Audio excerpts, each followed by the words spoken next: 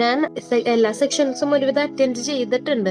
പിന്നെ ഇതുപോലെ രേണുക മാം പറഞ്ഞ പോലെ കുറച്ച് ടൈമിങ്ങിന്റെ ഒരു പ്രശ്നമുണ്ട്. എന്റെ വർക്ക് തുടങ്ങുന്നത് ഈവനിങ് ആയതുകൊണ്ടിട്ട് ഈ കോഴ്സിനെ പറ്റി ആയാലും നിങ്ങളുടെ ആപ്പിനെ പറ്റി ആയാലും പറഞ്ഞ സെക്ഷൻസ് എനിക്ക് നല്ല ഉപകാരമായിരുന്നു. ഐസ് ബ്രേക്കിംഗ് എന്ന് പറഞ്ഞിട്ട് പിന്നെ നമ്മുടെ ഒപ്പുള്ള സ്റ്റുഡൻസിനെ പരിചയപ്പെട്ടില്ല. ആ സെക്ഷൻസും അവരുടെ കാര്യങ്ങളും എല്ലാം കേട്ടപ്പോ നമുക്കും ഇത് ചെയ്യാൻ പറ്റുമെന്നുള്ള ഒരു വിശ്വാസം വന്നു. പിന്നെ വേറൊരു കാര്യം എന്ന് പറഞ്ഞാൽ ഇതേപോലെ രേണുക മാം പറഞ്ഞ പോലെ തന്നെയാണ് കണ്ടിന്യൂ ആയിട്ട് ഡെയിലി എനിക്ക് നമ്മുടെ ടൈം ടേബിൾ ഫോളോ ചെയ്യാൻ പറ്റുന്നില്ല.